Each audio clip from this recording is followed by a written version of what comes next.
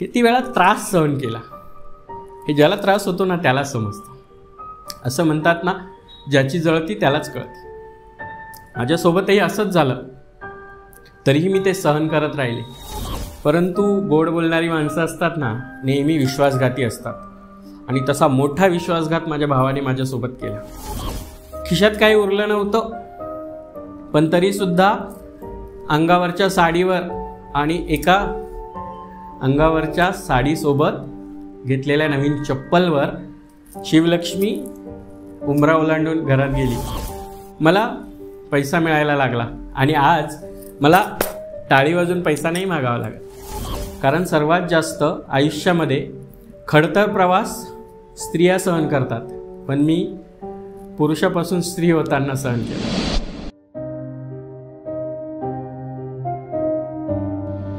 जय श्री महाकाल. कसे आहात? बरे आहात ना? मी तुमच्या सर्वांची लाडकी शिवलक्ष्मी. हा शिवलक्ष्मीच्या आधी माझ्या आयुष्यात खूप काही घडून गेलं आहे बरं का. तेच सांगण्यासाठी मी आज तुमच्यासमोर आली. आणि नेहमी मला वाटतं की माझ्या आयुष्यात आधी काय घडलं ते झालं गेलं गंगेला मिळालं म्हणायचंच असतं. परंतु इन्स्टावरच्या रील डिलीट करता येतात, फेसबुकवरच्या पोस्ट डिलीट करता येतात, यूट्यूबमधले व्हिडिओ रिमूव्ह करता येतात, पण आयुष्यातल्या आठवणी कधीही इरेज करता येत नाही, अर्थात रिमूव्ह करता येत नाही. त्याच आठवणी सागरपासून शिवलक्ष्मी आणि शिवलक्ष्मीची डॉक्टर शिवलक्ष्मी आणि आता महामंडलेश्वर शिवलक्ष्मी म्हणून मी तुमच्यासमोर उभी आहे. तिथे आला दुसरा अटॅक. तुटले होते मी की आता तुम्ही मारूनच टाका मला, आता नाही जगू शकत. आणि त्या काळामध्ये खूप अस्वस्थ झाले. आणि अस्वस्थ जेव्हा झाले ना, त्यावेळेस माझ्या आयुष्यात एक व्यक्ती आली आणि त्या व्यक्तीने मला सांगितलं की तू ज्या शरीरात आहेस ना, ते शरीर तुझ्यासाठी योग्य नाही आहे. आणि मी सर्जरी करण्याचा निर्णय घेतला आणि मी male to female transgender surgery केली. आणि ट्रान्सजेंडर सर्जरी घरच्यांना न माहीत करून मोकळी झाले. जेव्हा हळूहळू माझ्यात बदल व्हायला लागले ना, तेव्हा एकाने फसवला, पण त्या फसण्यातून मी पूर्ण तुटून गेले होते. आणि त्यावेळी कोणीतरी माझा हात धरला, तो आयुष्यभरासाठी आणि आजपर्यंत माझ्यासोबत आहे. आणि सागरची शिवलक्ष्मी तिथून नवीन आयुष्य जगायला लागली. पण घरच्यांनी तो हात हातात घेण्यासाठी माझ्यासमोर अट ठेवली की तुझी सगळी प्रॉपर्टी, सोनं नाणं, गाड्या, सगळं आम्हाला तू हक्क सोडपत्र लिहून द्यायचं आणि त्यानंतर तू या घरातून जायचं. ऑप्शन नव्हतं माझ्याकडे, कारण ओढणीने गळा घोटून रात्रीतून मारून टाकण्यापेक्षा किंवा मला फासावर लटकून मी आत्महत्या केली असं लोकांना दाखवण्यापर्यंत त्यांची तयारी होती. झोपेच्या गोळ्या टाकून 2-2, 3-3 दिवस मी बेडरूममध्ये झोपून राहायचे आणि लोकांना भासवलं जायचं की मी कधीही जीव देऊ शकते. आणि तेच मला होऊ द्यायचं नव्हतं, म्हणून सगळी प्रॉपर्टी देऊन टाकली, हक्क सोडपत्र लिहून घेतलं, घ्या तुम्हाला ती प्रॉपर्टी. आणि शिवलक्ष्मीने एका नवीन आयुष्यामध्ये प्रवेश केला. तुम्ही सगळ्यांनी पाहिलं, तिथून आयुष्याला एक नवीन अजून एक कलाटणी मिळाली. गेल्या 8-10 वर्षापासून सोशल मीडियाच्या माध्यमातून तुमच्या सगळ्यांच्या समोर आहे सागर ते शिवलक्ष्मीपर्यंतचा सागर मंथन आणि किन्नर जीवनाकडे वाटचाल हा संपूर्ण प्रवास सांगत आले. काही कधी कोणापासून लपवलं नाही, पण तरीसुद्धा मला पुन्हा पुन्हा पुन्हा पुन्हा पुन्हा पुन्हा टॉर्चर केलं जातं. आणि ते टॉर्चर मला आयुष्यातून उठवेल की काय असं वाटत असताना अकस्मित 2021मध्ये आचार्य महामंडलेश्वर लक्ष्मीनारायण त्रिपाठींनी त्यांच्या पदरात घेतलं. मी त्यांचं शिष्यत्व स्वीकारलं, त्यांनी मला शिष्य म्हणून स्वीकारलं आणि मला मायेची सावली मिळाली पार्वती माईंमुळे. बघा, आई गेल्यानंतर 10 वर्षात मला पुन्हा आई मिळाली होती महामंडलेश्वर पार्वती माईंच्या स्वरूपात. आणि मला योग्य रस्ता दाखवणारा गुरु मिळाला होता आचार्य महामंडलेश्वर लक्ष्मीनारायण त्रिपाठींच्या स्वरूपात. मी किन्नर आखाड्यात महंत झाले. महंत म्हणून माझा आध्यात्मिक प्रवास सुरू ठेवला. आध्यात्मिक प्रवास, धर्माचा प्रचार आणि सामाजिक कार्य हे सगळं करत असतानाच पहिली डॉक्टरेट मिळाली. माझ्या सोशल वर्कसाठी मला हॉनररी डॉक्टरेट मिळाली नेपाळ फाउंडेशनकडनं, माझ्या स्पिरिच्युअलिटी आणि सोशल वर्कसाठी. आणि तेव्हा मला एक नवी उमेद आली आणि आत्ताच 2025मध्ये माझं सगळं कार्य पाहिल्यानंतर जेव्हा मला 2022मध्ये महामंडलेश्वर घोषित केलं गेलं, त्यानंतर कार्य अविरत सुरू ठेवलं आणि 2025च्या कुंभमध्ये प्रयागराज येथे मला महामंडलेश्वर या पदासाठी गंगापूजन होऊन, गंगा स्नान होऊन, स्वतःचं पिंडदान करून महामंडलेश्वर पदाचा पट्टाभिषेक केला गेला. आणि आयुष्यामध्ये स्वतःचं पिंडदान केल्यानंतर मी आता या जगात धर्मासाठी स्वतःला वाहून दिलेलं आहे, अशा पद्धतीचं आयुष्य सुरू केलं. बघताय सगळेजण की तरीही मला टॉर्चर चालू आहे. पण आता स्वतः पिंडदान झालेल्या या व्यक्तीने असं ठरवलं की सागरची साखराबाई झाली, साखराबाईची चंद्रमुखी झाली, चंद्रमुखीची शिवलक्ष्मी झाली, शिवलक्ष्मीची डॉक्टर शिवलक्ष्मी झाली, मग डॉक्टर महामंडलेश्वर शिवलक्ष्मी आईसाहेब झाली. कारण आईसाहेब तर मी स्वतः झालेच नाही, तुम्ही सर्वांनी मला आईसाहेब केलं. ज्याला आई नसते ना त्याला कळतं की आयुष्यामध्ये आईचं आई पण काय असतं, पोरके पण काय असतं. म्हणून जो भेटत गेला ना तो आईसाहेब म्हणत गेला आणि मीही न कळत एवढ्या साऱ्या लेकरांची आईसाहेब होऊन बसले. आयुष्यात जगत असताना खूप साऱ्या गोष्टी आहेत ज्या तुम्हाला नवीन उमेद देतात. पण नेहमी असं म्हटलं जातं की कुछ तो लोग कहेंगे, लोगों का काम है कहना. मी त्यात 4 लोकांकडे कधी बघितलं नाही.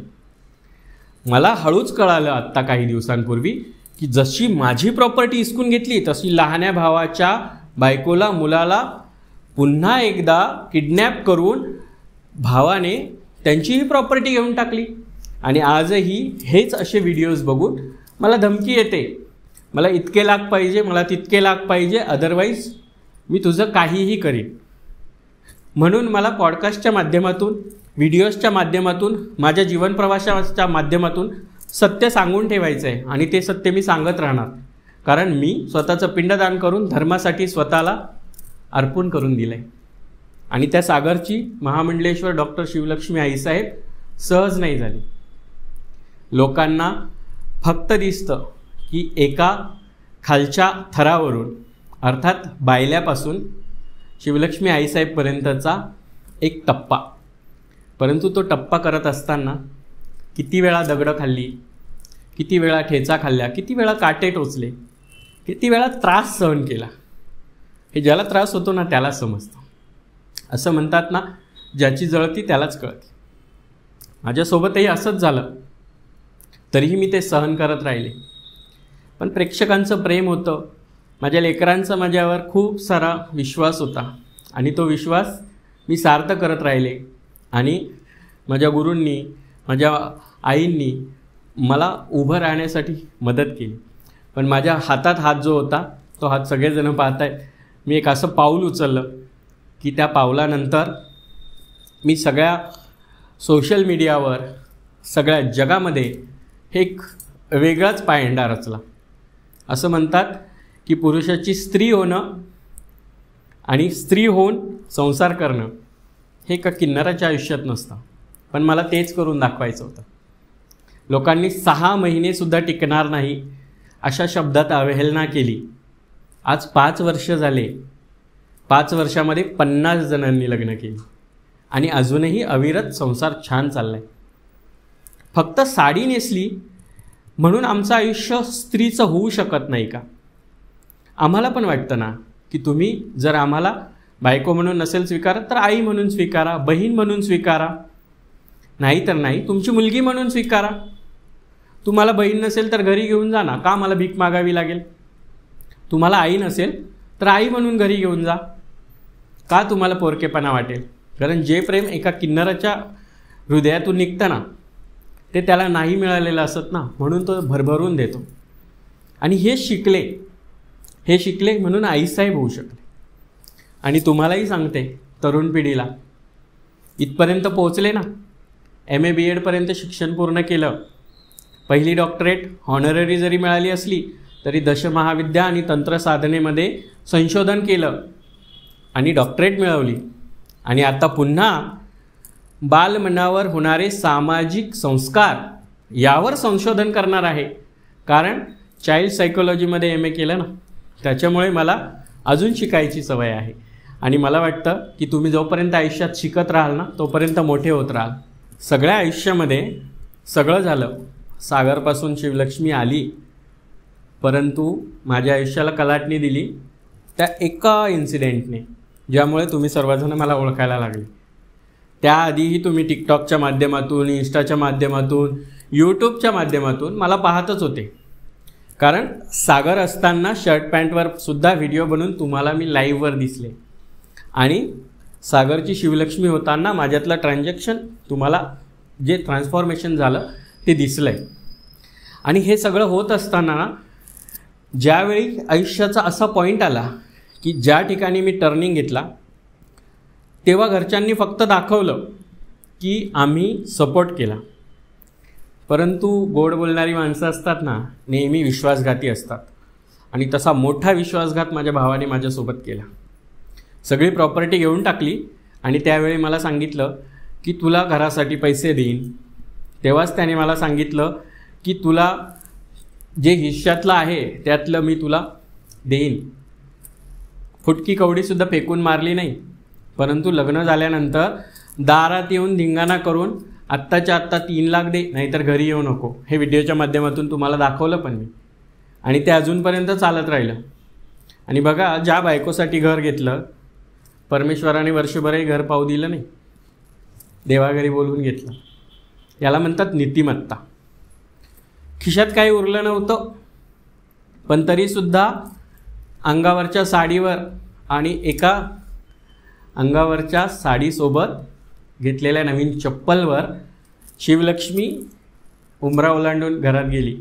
आणि तेव्हा काही नसताना संजयने खूप साथ दिली आणि सोशल मीडियावर फेमस व्हायला लागली. त्यावेळी दोघांनी एक पहिल्या महिन्याभरामध्ये कष्ट सहन केले असतील. घर घेतलं, नवरा बायको म्हणून राहायचं होतं, घर घेतलं, परंतु भाड्याने घर कोणी देत नव्हतं. एकाने घर दिलं होतं बरं का, पण 13व्या दिवशी त्याने फोन करून सांगितलं की घराचा व्यवहार झाला आहे. आणि पेपर्समध्ये बातम्या आल्या, कारण मी सहन करणारी नव्हते. तेव्हा मला त्रास दिला गेला. न सांगता गोड बोलून घर शिफ्ट करायला सांगितलं. एका ओळखीच्या बाईला काही प्रॉब्लेम नव्हता, ती किन्नरांना खरंच देवता मानायची, म्हणून तिने 2 वर्ष घर दिलं. भाड्याने राहिले मी 3 वर्ष. कारण व्यवहार करायचा तर हिजड्यांना कोण देणार ना. पण माझं वडिलोपार्जित ज्याला दान करून आले होते त्याला खायला पण कोणी राहिलं नव्हतं ना. घर खाली पडलं होतं. परत माझी आठवण येत होती. परंतु त्या काळामध्ये यूट्यूबवर इतके व्हिडिओ व्हायरल व्हायला लागले की अचानक यूट्यूबवर महिन्याच्या महिन्याला गडगंज प्रॉपर्टी मिळेल अशी मला रेव्हेन्यू स्टार्ट झाली. आणि महिन्याला आकडा नाही सांगत, पण छान कमवायला लागले. आणि संजयचं पण चॅनल चालायला लागलं, माझं पण चॅनल चालायला लागलं. कारण तुमच्या सगळ्यांचं प्रेम होतं ना. तुम्ही मला यूट्यूबवर एक सेलिब्रिटी करून टाकलं होतं. आणि सेलिब्रिटीसारखं फील पण देतात. नुसतं बोलण्यासाठी, नुसतं भेटण्यासाठी तुम्ही चक्क महिनाभर अपॉइंटमेंट घेऊन माझी वाट पाहता. पण ह्या सगळ्या कष्टामध्ये घरात अख्खं घर झाडल्यावर 1 रुपया पण मिळाला नव्हता, अशी पण परिस्थिती पाहिली होती. ब्रँड्सला वाटायला लागलं, खूप साऱ्या बुटिक्सला, खूप साऱ्या शॉप्सला शिवलक्ष्मी आईसाहेबच पाहिजे होत्या इनॉग्रेशन करायला. मग रिबिन कापायला पण मीच असायचे, मेकअप करून तुमच्यासमोर मॉडेल म्हणून पण मीच यायचे, वेगवेगळ्या शोजमध्ये चीफ गेस्ट. आणि शिक्षण झालं ना, त्यामुळे बडबड करता येते. आणि शिक्षण प्रोफेशनली छान चांगल्या कॉलेजला झालं, त्यामुळे डोक्यामधून चांगले शब्द बाहेर पडतात आणि ते तुमच्या हृदयावर राज्य करतात. म्हणून मोटिवेशनल स्पीकर म्हणून तुम्ही मला मोठमोठ्या कार्यक्रमांमध्ये बोलवायला लागलात आणि त्याचं मानधन पण मिळायला लागलं. आज नाही म्हणता 5 वर्षात छोट्या मोठ्या 32 बुटीक ब्रँड्स आणि शॉप्सची मी ब्रँड ॲम्बॅसेडर म्हणून काम करते.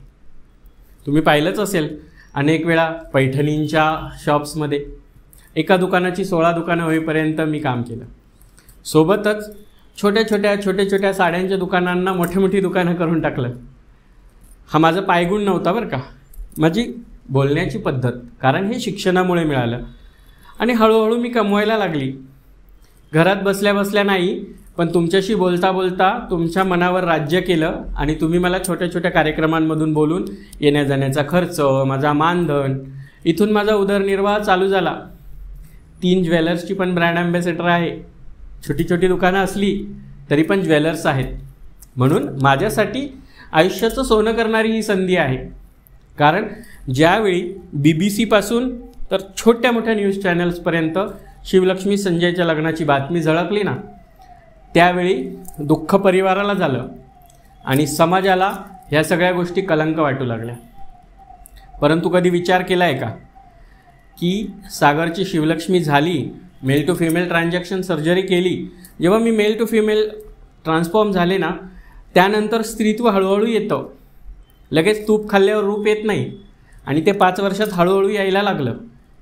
पण या आवाजावरून अजूनही तुम्हाला कळतं की सागरची शिवलक्ष्मी झाली आहे आणि हे मी लपवत नाही आणि हे संजयच्या परिवारानेही लपवलं नाही.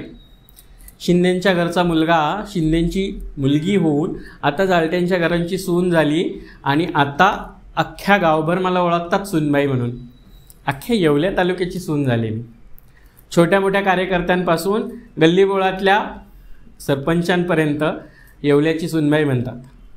पण तेच बघून बघून अनेकांनी लग्न पण केली, धूमधडाक्यात केली, सोशली केली आणि ती टिकतायत पण.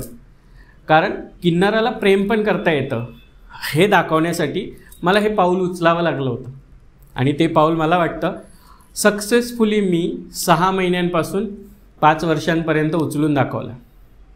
एक खानदानी स्त्री राहते ना, तसं खानदानी स्त्री बनून दाखवण्याचा प्रयत्न केला आणि खानदानी वागायला सुरुवात केली. खानदानी होतेच बरं का, पण स्त्री म्हणून खानदानी वागणं लग्नानंतर सुरू झालं.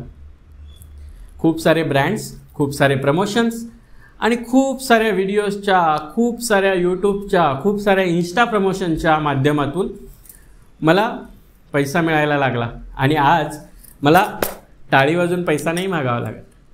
कारण की मी बोलून तुमच्या मनावर राज्य करते आणि त्या प्रेमाचे तुम्ही मला पैसे देतात आणि ते खूप छान वाटतं मला. खूप साऱ्या गोष्टी आयुष्यातल्या हळूहळू घडत गेल्या आणि ह्या सगळ्या आयुष्यातल्या गोष्टी घडत असताना मी ह्या अडचणी पण सहन केल्या. पण मला वाटतं नवीन पिढीला काय सांगावं. हो, नवीन पिढीला सांगण्यासारखं खूप काही आहे बरं का. नवीन पिढीने शिक्षण पूर्ण करावं. LGBTQ कम्युनिटीमधून तुम्ही एका अशा ठिकाणी येता जेव्हा तुम्ही ट्रान्सफॉर्म होता आणि साडीवर येता, तेव्हा फक्त टाळी वाजून भीक मागणे हाच एकमेव पर्याय उरतो.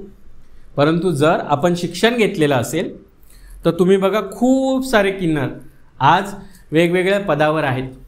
कुणी वकील आहे, कुणी डॉक्टर आहे, आता IAS झाली, आता तर प्रोफेसर झाली, आता तर शिक्षिका झाली. आणि एक महामंडलेश्वर शिवलक्ष्मी तुमच्याशी बोलते. शिक्षण तुम्हाला एका पदावर नेऊन पोहोचवतं आणि जेव्हा तुम्ही एखाद्या पदावर जाता ना, त्यावेळी तुमच्या जबाबदाऱ्या वाढतात आणि त्यावेळी समाजाला सांगायचं असतं ते आपल्या यशामागचं रहस्य.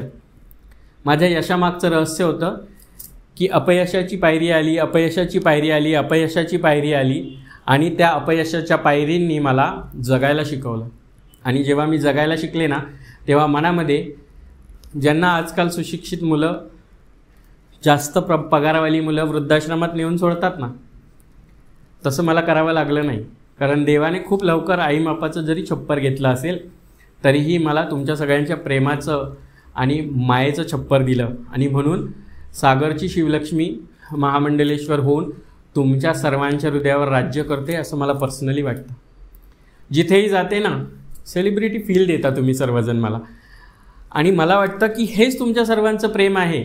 आणि त्या प्रेमामुळे कदाचित आता आयुष्याला वेगवेगळी वळणं लागत गेली. आता फॉरेन ट्रिप्स पण सुरू झाल्या आणि ह्या शिवलक्ष्मीने, जिला 1 रुपयासाठी रडावं लागलं होतं, अर्ध्या भाकरीसाठी रडावं लागलं होतं, तिने जगणं कसं असतं हे लोकांना सांगायला सुरुवात केली. सगळ्या गोष्टी आयुष्यामध्ये घडतात बरं का. पण तुम्ही जर तुमच्या लेकरांना तुमचं लेकरू म्हणून स्वीकाराल तर त्याला माझ्यासारखं घराबाहेर नाही जावं लागणार. त्याला तुमच्याच घरात राहून शिक्षण पूर्ण करून तुम्ही स्वीकारलं तर तीही मोठी व्यक्ती होऊ शकते. माझ्या गुरूंचं, माझ्या पार्वतीमाईंचं, सगळ्यांचं प्रेम, तुमच्या सगळ्यांचे आशीर्वाद आणि ह्या सगळ्या गोष्टी आणि सोबत संजयची साथ, या सगळ्यांनी मला मोठं केलं. पण आजही मला वाटतं की मी खूप छोटीशी बापुडी, तुमच्या प्रेमापुढे मी खूप छोटीशी आहे. कारण सर्वात जास्त आयुष्यामध्ये खडतर प्रवास स्त्रिया सहन करतात, पण मी पुरुषापासून स्त्री होताना सहन केला. आणि हा खडतर प्रवास जेव्हा जेव्हा आयुष्यामध्ये तुम्ही सहन करायला शिकाल ना, त्यावेळी मागे वळून बघू नका. कारण मागे वळून पाहिलं तर तुम्हाला आत्महत्येशिवाय पर्याय उरत नाही. पण जेव्हा तुम्ही फक्त त्या काट्यांना मनातल्या मनात फुलांसारखा स्पर्श समजून, चाफ्याची फुलं समजून त्यावर पुढे पुढे चालत राहाल ना, तर नक्की एक दिवस तुम्ही यशस्वी व्हाल. आणि मला वाटतं हेच काटे तुमच्या आयुष्यामध्ये तुम्हाला खूप काही शिकवून जातात. आणि नेहमी एक गोष्ट लक्षात ठेवा, तोंडावर गोड बोलणारी आणि तुम्हाला जवळ घेऊन तुमच्याबद्दल 4 शब्द विचारणारी माणसं नेहमी विश्वासघातकी असतात. हा मी अनुभव घेतला. पण जी लोक 4 चौघांमध्ये तुम्हाला बोट दाखवून हे योग्य आहे आणि 4 चौघांमध्ये तुमच्या चुकांसाठी तुम्हाला खडसावून सांगतात ना, तेव्हा तुम्ही मोठे होतात आणि ती विश्वासू लोक असतात. अशी आयुष्यामध्ये विश्वासू लोक आले, नावं घेण्यासारखी खूप आहेत. पण ज्यावेळी 2021मध्ये माझ्यासोबत काही घटना घडत गेल्या, तेव्हा श्रीमंत ऋषिकेश नंदगिरीजी महाराज आहेत की ज्यांनी मला आचार्य महामंडलेश्वरांच्या पायाशी नेऊन टाकलं. आणि आचार्य महामंडलेश्वरांनी पायाशी न ठेवता मला हृदयाशी कवटाळलं. आणि मी जगायला शिकले त्यांच्याकडे पाहून. गुरुकडे पाहून शिष्याने शिकायचं असतं. त्यांच्यामध्येच मी माझ्या आईला पाहते, वडिलांना पाहते, सर्व परिवाराला पाहते. माझ्या पार्वतीमाईंनी मला असं एक मायेची छाया दिली की ते मला कधीही काही कमी पडू देत नाही. जेव्हा जेव्हा दुःखाचे क्षण येतात ना, तेव्हा त्यांच्या गळ्यात जाऊन पडावं असं वाटतं. आणि जाता जाता शेवट सांगेन तुम्हाला, जगा आईवडिलांवर प्रेम करून, जगा ह्या जगाकडे पाहून, जगा त्या स्त्रियांकडे पाहून ज्यांना घरातून काढून दिलं जातं, जगा त्या पुरुषांकडे पाहून ज्यांच्या मागे पुढे कोणी नसतं आणि एकटं आयुष्य जगताना त्यांना रस्त्यावर झोपावं लागतं. हे सगळं प्रेम मिळत असताना ना, माझ्या गुरूंचं प्रेम मिळालं, माझ्या आईचं प्रेम मिळालं, पण आई पुन्हा नाही मिळाली. आणि जर तेव्हा थोडं कळालं असतं ना, तर माझी आई आज माझ्यासोबत असते.